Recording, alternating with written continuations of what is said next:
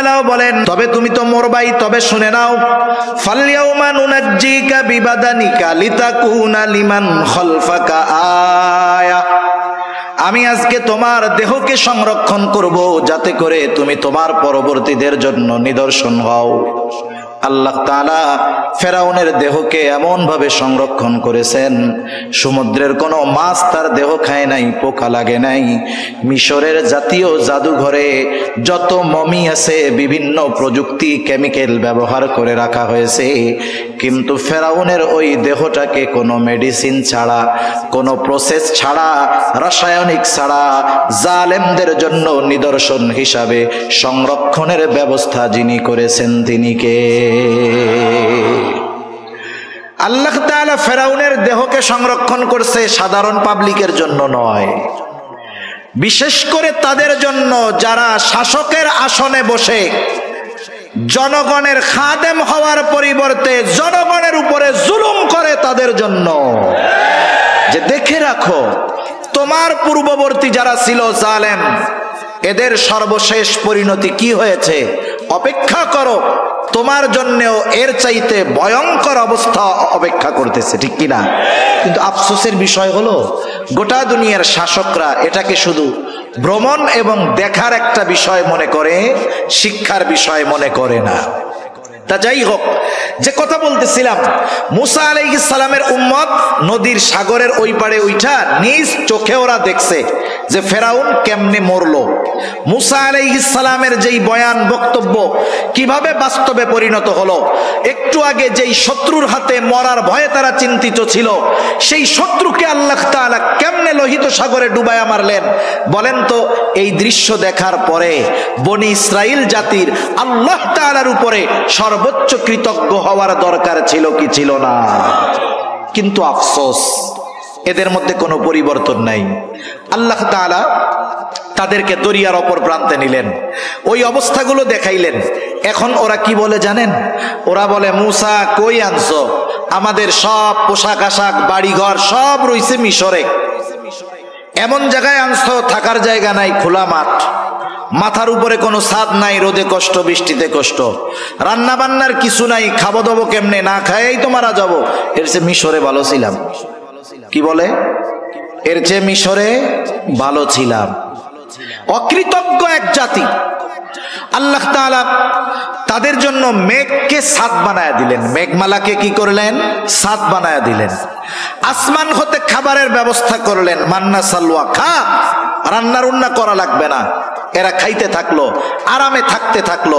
কিন্তু আল্লাহ তাআলা মিশর থেকে তাদেরকে দরিয়া পাড়ি দিয়ে এপারে আনার উদ্দেশ্য যে ফিলিস্তিনের ওই তাদের আদি পিতৃভূমি আল্লাহ তাআলা তাদের হাতে তুলে দিবেন, এটা আল্লাহ তাআলার ইচ্ছা। তবে ওই সময় ফিলিস্তিনে জেরুজালেমে শাসন করত এক গোত্র, তাদের নাম হলো আমালিকা। এরা সম্ভবত আদ গোত্রের পূর্বসূরি ছিল আর কি। দেহের গঠন ছিল বিশাল আকৃতির। এরা খুব বীর বাহাদুর এক জাতি ছিল। হযরত মুসা আলাইহিস সালাতু ওয়াস সালাম বনি ইসরাইলের 12 গোত্র থেকে 12 জন প্রতিনিধিকে পাঠাইলেন তাদের অবস্থা পর্যবেক্ষণের জন্য। এইবার ওই 12 জন যখন বনি ইসরাইলের ওই এলাকায়, আমালিকা গোত্রের ওই এলাকায় ঢুকছে, আমালিকা গোত্রের একজন লোক ওই 12 জনকে আটকায়া বাদশার কাছে নিয়ে গেছে। একজন 12 জনকে বাইন্দা বাদশার কাছে নিয়ে গেছে। এখন বলছে, তোমাদের আসার উদ্দেশ্য কি? বলছে যে এই ঘটনা। বাদশাহ অন্যান্য সবার লোকজন যারা, তাদের সাথে আলোচনা করে বলছে এদেরকে ছাইড়া দেন। ছেড়ে দিলে ওরা ওদের গোত্রের কাছে গিয়ে যখন আমাদের এই শক্তির কথা বলবে, ওরা স্বপ্নেও জেরুজালেমে আসার কথা চিন্তা করবে না। এ চিন্তা করে বাদশা 12 জনকে ছেড়ে দিছে।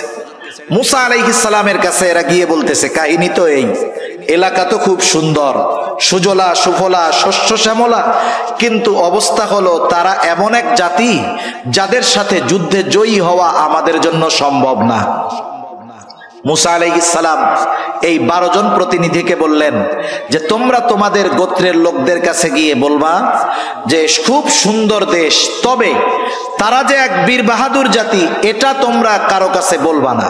কিন্তু আফসোস, 2 জন ছাড়া বাকি 10 জন তাদের গোত্রের লোকদের কাছে গিয়ে বলল, শোনো, দেশ কিন্তু সুন্দর, কিন্তু ওই দেশের লোকজন এইরকম, আমরা 12 জন গেছি, একজনেই 12 জনের প্যাকেট করে ফেলছে। একটু আগে তো ওরাও রাজি ছিল ওই দেশে যাওয়ার, যখন শুনছে কাহিনী এইরকম, ওরা এবার গো ধইরা বসছে যে আমরা এই যুদ্ধে যাব না, আমাদের ওই দেশে যাওয়ার দরকার নাই, আমাদের মিশরই ভালো। এই অবস্থায় মুসা আলাইহিস সালাতু ওয়াস সালাম তাদেরকে কি বলতেছেন সে কথাগুলোই আমি আপনাদের খেদমতে কোরআনুল কারীমের সূরা মাইদা থেকে তিলাওয়াত করেছি। কষ্ট হচ্ছে না তো আপনাদের? আমি আর বেশি সময় নিব না, কারণ অনেক সময় আছে। ভূমিকায় বা শুরুতে কিছু কথা বইলা নিলে মূল কথা অল্পতে বোঝানো যায়, এজন্য আগের কথাগুলো বেশি বললাম, পরের গুলা জানি অল্পতে বুঝেন, এই জন্য আর কি। তা মুসা আলাইহিস সালাম তাদের কাছে আসলেন। আয়েশা আল্লাহ তাআলা যে তাদেরকে কত নেয়ামত দিয়েছেন এই নেয়ামতের কথাগুলো আগে স্মরণ করাইলেন, তথা জিহাদের নির্দেশ দেওয়ার আগে ভূমিকাতে আল্লাহ তাআলার নেয়ামতের কথাগুলো তাদের স্মরণ করায় দিলেন। যেমন সূরা ফাতিহা যখন আমরা তিলাওয়াত করি, সূরা ফাতিহার একটা নাম হলো সূরাতুদ দুআ। কি বলেন তো? সূরাতুদ দুআ। ঘুম আসতেছে আপনাদের? এটা তাকবীর দেন তো, নারায়ে তাকবীর, নারায়ে তাকবীর। মাশাআল্লাহ, মোটামুটি সজাগ আছেন। সূরাতুদ দুআ কেন? কারণ এই সূরার মধ্যে আমরা আল্লাহ তাআলার কাছে এমন এক দোয়া করি যেই দোয়াটা শিখিয়েছেন কে, এবং পৃথিবীর সর্বশ্রেষ্ঠ দোয়া আমরা আল্লাহ তাআলার কাছে করি। নামাজের মধ্যে ঢুইকা যখন প্রথমেই ইমাম সাহেব সূরা ফাতিহা তিলাওয়াত শুরু করেন, অথবা আমরা একা যখন পড়ি নিজেরা তিলাওয়াত করা শুরু করি, বলেন তো শুরুতেই কি দোয়াটা করি? না না, প্রথমে ভূমিকায় কিছু কথা বলি। কি বলি? আলহামদুলিল্লাহি রাব্বিল আলামিন, আর রহমানির রহিম, মালিকি ইয়াউমিদ্দিন, ইয়াকা না'বুদু ওয়া ইয়াকা নাস্তাঈন। এই পর্যন্ত হইল ভূমিকা। আল্লাহর প্রশংসা করি, আল্লাহ তাআলার কিছু গুণকীর্তন বর্ণনা করি, তার ক্ষমতার কথা বর্ণনা করি। এরপরে বলি, যেহেতু আপনি এমন দয়াময়, আপনি এমন ক্ষমতাধর, তাইলে এক কাজ করেন, আমাদের একটা জিনিস দেন। কি চাবো সেটাও আল্লাহ শিখায়া দেন। আল্লাহ বলেন, বান্দা চাবা কি শোনো, বলো ইহদিনাস সিরাতাল মুস্তাকিম।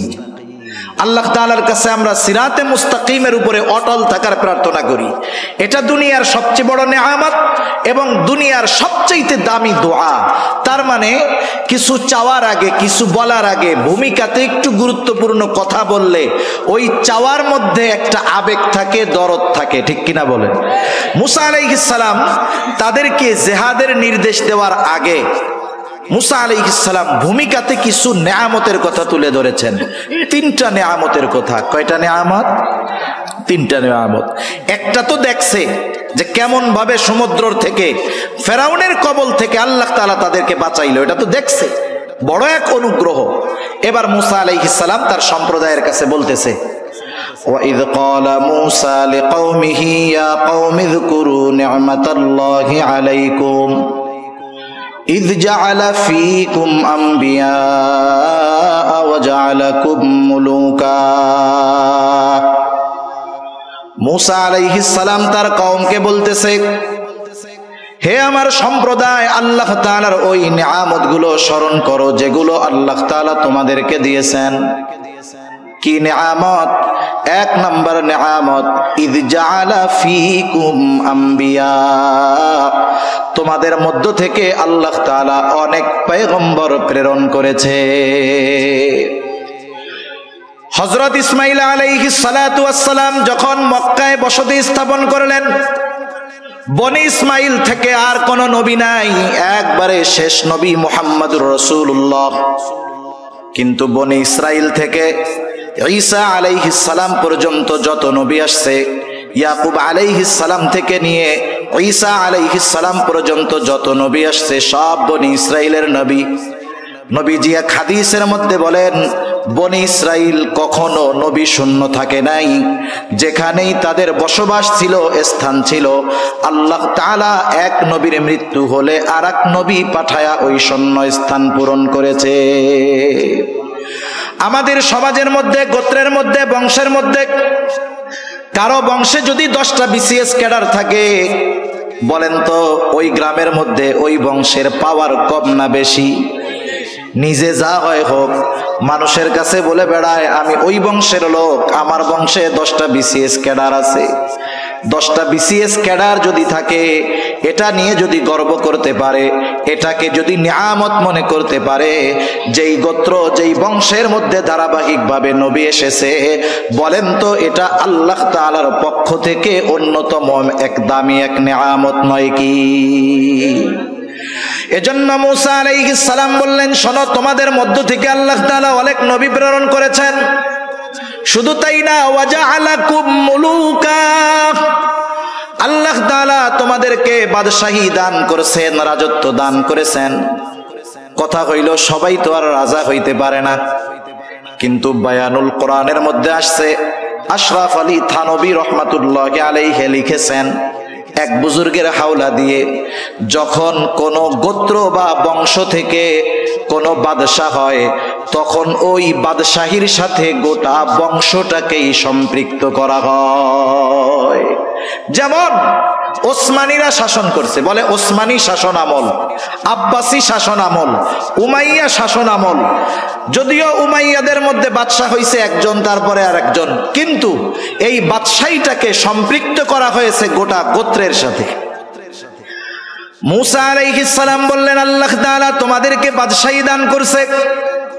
বড় বড় বাদশাহ বনি ইসরাইলদের মধ্য থেকে হয়েছে। শুধু তাই না, মুসা আলাইহিস সালামের পরে আল্লাহ তাআলা বাদশাহী দিয়েছেন সুলাইমান আলাইহিস সালামকে, বনি ইসরাইলের নবী।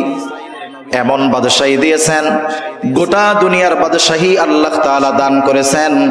আল্লাহ তাআলার কাছে সুলাইমান আলাইহিস সালাম দোয়া করেছে, রব্বি হাবলি মুলকাল লা ইয়ামবাগি লিআহাদিম মিন বাদি, আয় আল্লাহ আমাকে আপনি এমন এক রাজত্ব দান করেন যেই রাজত্ব আমার পরে আপনি আর কাউকে দিবেন না। তাহলে আল্লাহ তাআলা পরলৌকিক বড় নেয়ামত বনি ইসরাইলদের দান করেছেন, বাদশাহী দিয়ে দুনিয়ার নেয়ামত দান করেছে। এরপরে মুসা আলাইহিস সালাম বলতেছে, ওয়া আতাকুম মা লাম ইউতি আহাদাম মিনাল আলামিন। মুসা আলাইহিস সালাম যখন তার কওমকে এই কথা বলতেছে যে তোমাদেরকে এমন কিছু দেওয়া হয়েছে যা বিশ্ববাসীকে আর দেওয়া হয় নাই, ওই পর্যন্ত মুসা আলাইহিস সালাম যখন বলতেছেন, ওই সময় পর্যন্ত বনি ইসরাইলকে আল্লাহ তাআলা এত নিয়ামত দিয়েছেন যে ওই রকম নিয়ামত দুনিয়ায় আর কাউকে দেওয়া হয় নাই। অবাক হয়ে যাবেন, পবিত্র কোরআনুল কারীমের সর্ববৃহৎ সূরা, সূরা বাকারা, এই সূরা বাকারার মধ্যে আল্লাহ তাআলা বনি ইসরাইলদেরকে প্রদত্ত নিয়ামতগুলোর কথা ধারাবাহিকভাবে বর্ণনা করেছেন। ধারাবাহিক প্রায় 40টার উপরে নিয়ামতের কথা আল্লাহ তাআলা সূরা বাকারার মধ্যে বর্ণনা করেছে। মুসা আলাইহিস সালাম যখন এই নিয়ামতগুলোর কথা তাদের বললেন, আদেশ করার আগে ভূমিকা স্বরূপ, যে দেখো আল্লাহ কেমনে বাঁচাইলো তোমাদের, তোমাদের বংশ থেকে এত নবী, এইরকম এইরকম বাদশাহ, এত নিয়ামত আল্লাহ তোমাদেরকে দিয়েছেন, ওই আল্লাহ তোমাদের উপরে জিহাদ ফরজ করছে। উদ্দেশ্য হলো জিহাদ করবা, আর ওই জেরুজালেমের পবিত্র ভূমির অধীন তোমাদের অধিকারে আল্লাহ তাআলা দিয়ে দিবে। শুধু যুদ্ধ করবা, শোনো, যুদ্ধে যে জয়ী হবা এটাও জানায় দিছেন কে? চূড়ান্ত হয়ে গেছে। শুধু তোমরা ওই শহরের প্রবেশ দ্বার দিয়ে ঢুকবা, ওরা যত শক্তিশালী হোক ওদের বিরুদ্ধে তোমাদের বিজয় লিখে রাখছেন কে? মুসা আলাইহিস সালাম এবার আদেশ করলেন, ইয়া কওমি দুখুলুল আরদাল মুকদ্দাসাতাল্লাতী কাতাবাল্লাহু লাকুম, হে আমার সম্প্রদায়, এই পবিত্র ভূমিতে তোমরা প্রবেশ করো যেটা আল্লাহ তোমাদের জন্য লিখে রেখেছেন। কিন্তু সাবধান, ওয়ালা তারতাদ্দু আলা আদবারিকুম ফাতানকালিবু খাসিরিন, তবে সাবধান, তোমরা পেছনে ফিরে আসবা না, তাহলে ক্ষতিগ্রস্ত হয়ে যাবা, ঠিকানা হবে জাহান্নাম। ওই যে 10 জন আইসা বইলা দিছে, যদিও দেশ সুন্দর কিন্তু শক্তি এরকম। এইবার বনি ইসরাইলেরা গো বাইদা বসছে, বলতেছে ক্বালু ইয়া মূসা ইন্না ফিহা কওমান জাব্বারিন ওয়া ইন্না লান নাদখুলাহা হাত্তা ইয়াখরুজু মিনহা ফাইন ইয়াখরুজু মিনহা ফাইন্না দাখিলুন। ও মূসা, ওই জাতি খুব শক্তিশালী জাতি, আমরা জানতে পেরেছি। ওরা যতক্ষণ ওইখান থেকে বের না হবে ততক্ষণ আমরা ওই শহরে যাব না, আমরা ওইখানে যাব না যতক্ষণ না তারা বের হয়। মূসা আলাইহিস সালাম তাদেরকে বুঝায় বুঝায় ক্লান্ত হয়ে গেছেন। এইবার 2 জন আল্লাহর বান্দা, ওই 12 জনের মধ্যে 2 জন, একজনের নাম হলো ইউশা ইবনে নুন, আর একজনের নাম হলো কালিব। এই 2 জন আল্লাহর বান্দা এবার তারা বনি ইসরাইলদেরকে বোঝানো শুরু করছে। নবী বুঝাইয়া ক্লান্ত হয়ে গেছে, এইবার অন্য 2 নেক বান্দা বুঝাইতেছে। قال رجلان من الذين يخافون أنعم الله عليهم ادخلوا عليهم الباب فإذا دخلتموه فإنكم غالبون। 2 আল্লাহর বান্দা যাদের উপরে আল্লাহ তাআলার অনুগ্রহ ছিল, এই 2 আল্লাহর বান্দা তাদেরকে বলতেছে, তোমরা ওই শহরের প্রবেশদ্বার দিয়ে প্রবেশ করো, তোমরা শুধু দরজা দিয়ে প্রবেশ করবা আর তোমরা জয়ী হয়ে যাবা, তোমাদের কোনো চিন্তা নাই, ভয় নাই, শুধু ওঠো আর দরজা দিয়ে ঢোকো, আল্লাহর উপরে ভরসা রাখো। তোমরা যদি মুমিন হও, আল্লাহ তাআলার উপরে ভরসা রাখা তোমরা রওনা হও, তোমরা শুধু জিহাদের জন্য শহরের দরজা দিয়ে ঢুকবা আর তোমাদেরকে আল্লাহ তাআলা বিজয় দান করবে। এরপরেও তাদের মন নরম হয় নাই। এইবার বনি ইসরাইলেরা আরো কঠোর ভাষায় বিরোধিতা করলো। মূসা আলাইহিস সালামকে এবার তারা বলতেছে, ক্বালু ইয়া মূসা ইন্না লান নাদখুলাহা আবাদাম মা দামু ফিহা ফাযহাব আনতা ওয়া রাব্বুকা ফাকাতিলা ইন্না হাহুনা কাঈদুন। বলতেছে মূসা, ইন্না লান নাদখুলাহা আবাদাম মা দামু ফিহা, ওই জাতি যতক্ষণ ওইখানে আছে আমরা কখনোই ওখানে প্রবেশ করব না, তাদের সাথে যুদ্ধ করব না, ওখানেও আমরা প্রবেশ করব না। মূসা, যুদ্ধ যদি করতে হয় ফাযহাব আনতা ওয়া রাব্বুক, তুমি আর তোমার রব গিয়ে তাদের সাথে যুদ্ধ করো। ইন্না হাহুনা কাঈদুন, আমরা এইখানে বসলাম, আমরা যুদ্ধ করতে পারবো না। কত বড় অবাধ্য জাতি! মান্না সালোয়া খাইয়া গায়ে শক্তি হইছে। যেই আল্লাহ খাওয়াইতেছে ওই আল্লাহ তাআলা আদেশ করছে শুধু ঢুকো, তোমরা জয়ী হয়ে যাবা। কিন্তু এই অকৃতজ্ঞ, সীমা লঙ্ঘনকারী, অবাধ্য জাতি আল্লাহর আইন তো অমান্য করলো, সাথে সাথে আল্লাহ তাআলার বিধানকে অমান্য করে বলতেছে তুমি আর তোমার রব গিয়ে যুদ্ধ করো, আমরা পারবো না, আমরা এখানে বসে দেখলাম। নাউজুবিল্লাহ বলেন। মুফাসসিরিনে কেরাম এই আয়াতের তাফসীর আনেন, যা মূসা আলাইহিস সালামের উম্মত আর মুহাম্মাদুর রাসূলুল্লাহ সাল্লাল্লাহু আলাইহি ওয়াসাল্লামের উম্মত এত বুঝাইয়া, এত নিয়ামত খাওয়াইয়া, এত তেল মাইরা, জয়ের ঘোষণা দিয়া, এরপরেও তাদের যুদ্ধে নেওয়া যায় নাই। কিন্তু মুহাম্মদ সাল্লাল্লাহু আলাইহি ওয়াসাল্লামের উম্মত কি করছে? বদরের যুদ্ধ হবে। ঘটনা বলবো না, আমি শুধু একটু প্রেক্ষাপট বলতেছি। বদরের যুদ্ধ ইতিহাস যদি ঘাটা হয়, যুদ্ধ হওয়ার কথা ছিল না, কিন্তু আবু জেহেল দেখছে 1000 সশস্ত্র কাফের নিয়ে আসছি সৈন্য, এই চান্সে ইসলাম এবং মুসলমানদের চিরনির্মূল করে দিয়ে যায়। নবীজি ওই রকম বড় যুদ্ধের প্রস্তুতি নিয়ে মদিনা থেকে বের হন নাই, কিন্তু অবস্থা এমন, যুদ্ধ না করে উপায় নাই। এবার আনসার আর মুহাজির সাহাবীদের সাথে নবীজি পরামর্শ করবেন। মুহাজিররা তো অল্প কয়েকজন, বললেন এরা তো যুদ্ধ করবে, তোমরা কি বলো? মুহাজিরেরা বলে ইয়া রাসূলুল্লাহ, আমরা তো আপনার সাথে, আপনি যা বলবেন তাই। নবীজি চিন্তিত ছিলেন, আনসাররা বেশি, না জানি এরা বলে বসে যে আমরা যুদ্ধ টুদ্ধ করতে পারবো না। নবীজি যখন আনসারদের কাছে পরামর্শ চাইলেন, আনসারদের মধ্য থেকে সাদ বিন মুআজ রাদিয়াল্লাহু তাআলা আনহু বলতেছে ইয়া রাসূলুল্লাহ, আপনি আমাদের পরামর্শ চান, আপনি শুনে নেন। আপনি যদি আমাদের সবাইকে সমুদ্রের তীরে দাঁড় করায়া দেন, আর যদি নির্দেশ দেন যে তোমরা সবাই এই সমুদ্রের বুকে ঝাঁপায়া পড়ো ইয়া রাসূলুল্লাহ, আপনি দেখবেন আপনার আদেশ এই দেওয়ার পরে একটা মানুষকেও আপনি সমুদ্রের তীরে দাঁড়ানো অবস্থায় দেখতে পাবেন না। আপনি শুধু নির্দেশ দিবেন, তিনি বলতেছেন আপনি শুধু দেখবেন। যুদ্ধের ময়দানে আমরা যা করব তা আপনার হৃদয়ে প্রশান্তি আনবে। আরেকজন সাহাবী বলতেছে ইয়া রাসূলুল্লাহ, আমরা আপনার সাথে যুদ্ধে চলে যাব। মুসা আলাইহিস সালামের উম্মতের মতো ওই কথা বলবো না, আপনি আর আপনার রব গিয়ে জিহাদ করেন এটা বলবো না, বরং আমরা আপনার সামনে পেছনে ডানে বামে চতুর্দিকে অবস্থান করে শত্রুর বিরুদ্ধে লড়াই চালিয়ে যাব। এটা ছিল মুহাম্মদ সাল্লাল্লাহু আলাইহি ওয়াসাল্লামের উম্মত। যেই উম্মতের প্রশংসা স্বয়ং কে করেছেন বলেন তো? আল্লাহ করেছেন। আল্লাহ তাআলা তাদের উপরে রাজি খুশি, এ ঘোষণা আল্লাহ তাআলা কোরআনে দিয়েছেন।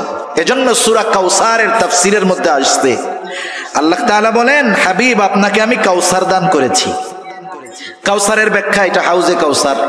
কোন মুফাসসির বলেন কাউসার দ্বারা এটাও উদ্দেশ্য যে আল্লাহ তাআলা মুহাম্মাদুর রাসূলুল্লাহ সাল্লাল্লাহু আলাইহি ওয়াসাল্লামকে এমন একদল সাথী দান করেছিলেন যে এটা নবীজির জন্য বড় এক নেয়ামত ছিল।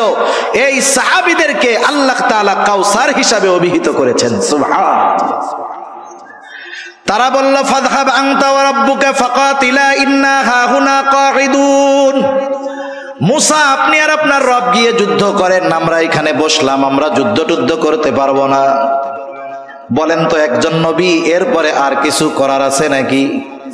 আল্লাহ তাআলার কাছে মুসা আলাইহিস সালাম দোয়া করতেছে চরম কষ্ট নিয়ে, বলতেছে ক্বালা রব্বি ইন্নী লা আমলিকু ইল্লা নাফসি ওয়া আখি ফাফরুক বাইনানা ওয়া বাইনাল কওমিল ফাসিকিন।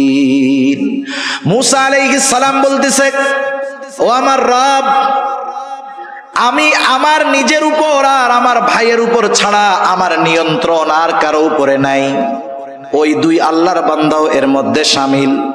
যেহেতু এরা আমার কথা মানে না, এরা আমার কথা শোনে না, এরা আমার অবাধ্য, সুতরাং ফাফরুক বাইনানা ওয়া বাইনাল কওমিল ফাসিকিন। আয় আল্লাহ, এই পাপী এই সম্প্রদায় থেকে আপনি আমাকে পৃথক করে দেন, আলাদা করে দেন।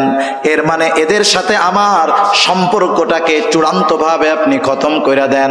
আল্লাহ তাআলা মুসা আলাইহিস সালামকে সান্ত্বনা দিয়ে বলতেছে ক্বালা ফাইন্নাহা মুহাররামাতুন আলাইহিম 40 সানাহ ইয়াতিহুনা ফিল আরদি ফালা তা'সা আনিল কওমিল ফাসিকিন।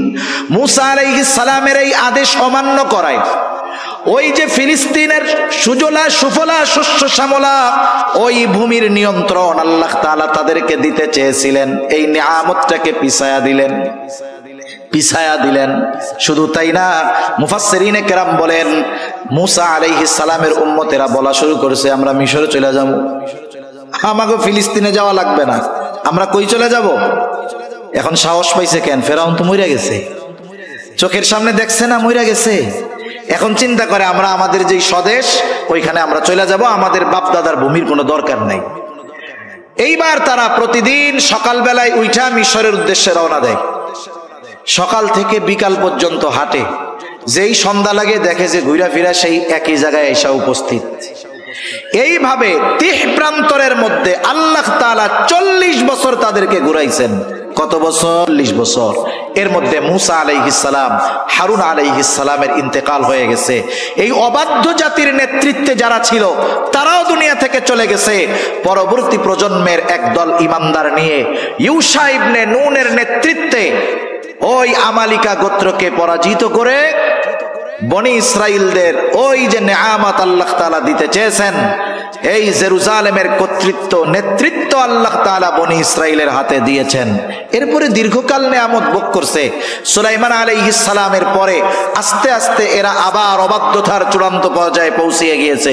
বিভিন্ন শাসকদের দ্বারা মায়ের খাইতে খাইতে গোটা দুনিয়ায় রিফুজির মতো ঘুরে বেড়ায়া বেড়ায়া হাজার হাজার বছর এরকম উদ্বাস্তুর মতো ঘুরে এই 20ম শতাব্দীতে এসে পুনরায় ওই জেরুজালেমের মসজিদুল আকসার ওই পবিত্র ভূমির কর্তৃত্ব নিজেদের আয়ত্তে নেওয়ার জন্য আমেরিকার মতো কুচক্রী দেশগুলোর মতো সহযোগিতায়, ব্রিটিশদের মতো এই শয়তানদের সহযোগিতায় আরবের মধ্যে বসে গোটা মুসলিম উম্মার জন্য এক বিষ ফুড়ায় পরিণত হয়েছে। মনে রাখতে হবে, বিষ ফোড়ার ব্যথাও আছে, কিন্তু পতনও তো আছে, ঠিক কিনা? সেই পতনের দিকে হয়তো তারা ধাবিত হচ্ছে, কিন্তু আফসোস আমরা তো আমাদের ভাইদের সহযোগিতা করতে পারতেছি না। সাথে সাথে আর একটা কথাও বলার দরকার, যে এই মসজিদুল আকসার সাথে আমাদের হৃদয়ের সম্পর্ক, আত্মার সম্পর্ক, ইমানের সম্পর্ক, আমলের সম্পর্ক। এজন্য মসজিদুল হারাম, মসজিদুল নববী এগুলোর প্রতি যেমন আমাদের মোহাব্বত আছে, মসজিদুল আকসার ওই পবিত্র ভূমির ব্যাপারেও সেরকম মোহাব্বত থাকার দরকার আছে না নাই? এটা থাকতে হবে, আমাদের মনে রাখতে হবে। মসজিদুল আকসা হলো এমন এক মসজিদ, জেরুজালেম এমন এক শহর যেখানে সবচাইতে নবীদের বেশি আগমন ঘটেছে, সবচাইতে বেশি নবীদের কবর আছে। ওই মসজিদ তো এমন এক মসজিদ, যেই মসজিদেই তো আল্লাহ তাআলা দুনিয়ার সব নবী রাসূলদেরকে একত্রিত করেছেন এবং তাদের উপস্থিতিতে আমার আপনার নবীকে ইমাম বানিয়ে 2 রাকাত নামাজ আল্লাহ তাআলা পড়িয়েছেন। সুবহানাল্লাহ। সেজন্য আমরা আমাদের ভাইদের জন্য সহযোগিতা করব। সহযোগিতা শুধু অস্ত্র দিয়ে হয় না। আল্লাহ রাসূল যখন বদরের যুদ্ধ চলতেছে, নবীজি সাল্লাল্লাহু আলাইহি ওয়াসাল্লাম সৈন্যবাহিনী, মুসলমানরা রোজার মাস, প্রচন্ড গরম, অস্ত্রবিহীন, 100 তলোয়ারও নাই, এই মুসলমানদের কারো হাতে পাথর, খেজুরের ডাল, এরা যুদ্ধে নেমে গেছে। নবীজি আল্লাহ তাআলার কাছে রোনাজারি করতেছেন, এত পরিমাণ কান্না করেছেন। আবু বকর সিদ্দিক রাদিয়াল্লাহু তাআলা আনহু আয়েশা বলে, ইয়া রাসূলুল্লাহ, যথেষ্ট হয়েছে, আল্লাহ তাআলা আমাদেরকেই বিজয় দান করবে, আপনি থামেন। এজন্য অস্ত্রের সাথে ইমানদারের ইমানি যুদ্ধে, জিহাদে জয়ী হওয়ার জন্য অশ্রুর দরকার আছে না নাই? আছে। সেজন্য আমরা আমাদের অশ্রু দিয়ে আমাদের ভাইদের জন্য দোয়া করব। সাথে সাথে সর্বশেষ দোয়ার আগে একটা অনুরোধ, গতানুগতিক কোনো বিষয় নয়, একটু হাত উঁচা করেন তো। দোয়ার আগে কে কে চলে যাবেন? দোয়া না কইরা যাবেন কে? আলহামদুলিল্লাহ, খুব ভালো, কেউ যাবেন না দোয়া না কইরা। এখন একটু চিন্তা করেন, এই যে মাদ্রাসাগুলো, এটা হলো ঈমান হেফাজতের ক্যাম্প। একটা গল্প মনে পড়ছে, বলি একটু, কষ্ট হবে না তো? 1 মিনিট। আমি 3-4 বছর আগে একেবারে বান্দরবনের শেষে পাহাড়ের ভিতর দিয়ে অনেক দূর এক জায়গায় মাহফিলে গেছি। খাগড়াছড়ি থেকে আরো 2.5 ঘন্টা 3 ঘন্টা লাগছে। এখন ওই এলাকায় গিয়ে দেখি আমাদের বিভিন্ন এলাকার মানুষ আছে, কথায় কথায় বলতেছে, হুজুর, এখানে আমরা তো আসছি অনেক আগে, এই জায়গায় আগে আসরের নামাজের পরে মাগরিবের আগে আগে দরজা আটকায় ঢুকতাম ভিতরে, সব ভিতরে ব্যবস্থাপনা, আর সূর্য উঠলে আমরা বের হইতাম। কেন? বলে এখানে চরমপন্থীরা আছে, এরা অনেক সময় মানুষকে কিডন্যাপ করে নিয়ে যায়, চাঁদা দাবি করে, এই করে সেই করে, মেরেও ফেলে, তা আমরা সেজন্য বের হইতাম না। কিন্তু এখন আলহামদুলিল্লাহ রাত 12টা 1টা 2টা পর্যন্ত বাইরে থাকলেও আমাদের কোনো টেনশন নেই। কেন? বলে আমাদের এলাকায় ছোট্ট ছোট্ট 2টা ক্যাম্প হয়েছে, একটা হলো সেনাবাহিনীর ক্যাম্প, আর একটা হলো বিজিবির ক্যাম্প। ওই ক্যাম্পে 50 জন, ওই ক্যাম্পে 50 জন। এই 2টা ক্যাম্প হওয়ায় আশেপাশের গ্রামগুলোর মানুষের জানমাল এখন নিরাপদ। কেন? এই 2টা ক্যাম্প হওয়ায় মানুষের জানমাল নিরাপদ। মাদ্রাসাগুলো হলো জানমালের চাইতে দামি সম্পদ ঈমান, ঠিক কিনা বলেন? ঈমান হেফাজতের ক্যাম্প হলো এই মাদ্রাসাগুলো। আমরা আমাদের জানমাল হেফাজতের জন্য ওই বাহিনীকে বেতন দেওয়া হয়, হয় কি হয় না? আমাদের পয়সাই আমরা দেই, কিন্তু টের পাই না আর কি, বিভিন্ন পদ্ধতিতে কাইটা নেওয়া যায়, নিয়ে যায়। কিন্তু জানমালের হেফাজতের চাইতে ঈমান হেফাজতের দরকার বেশি না কম? সেজন্য যারা ঈমান হেফাজতের দায়িত্বে নিয়োজিত, এই মাদ্রাসার উলামা তলাবা, এদের জন্য আমাদের সব কিছু দিয়ে সহযোগিতা করার দরকার আছে না নাই? জোরে বলেন আছে না নাই? সেজন্য দোয়ার আগে আপনাদের কাছে ছাত্র ভাইরা যাবে, আপনারা একেবারে দিল থেকে মাদ্রাসার মোহাব্বতে যে যেমনটা পারেন, যার যেমনটা সামর্থ্য আছে, দোয়ার আগে আপনাদের কাছে যাবে, আপনারা একটু মেহেরবানি করে দিয়ে দিবেন। পকেট থেকে ছোট নোটটা তুলবেন না, পকেট থেকে ছোট নোটটা তুলবেন না। আশা করি আপনারা বড় নোটটাই তুলবেন।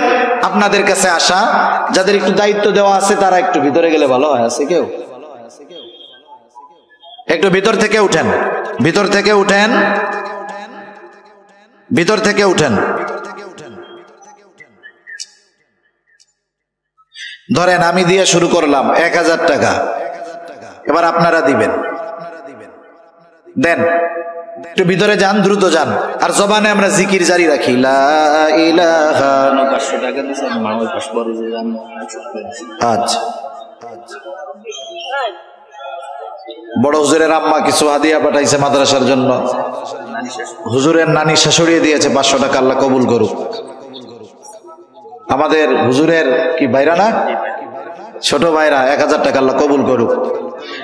জবানে জিকির জারি রাখি আর হাতটা পকেটের মধ্যে ঢুকায় দেই। জবানে জিকির, হাত পকেটে।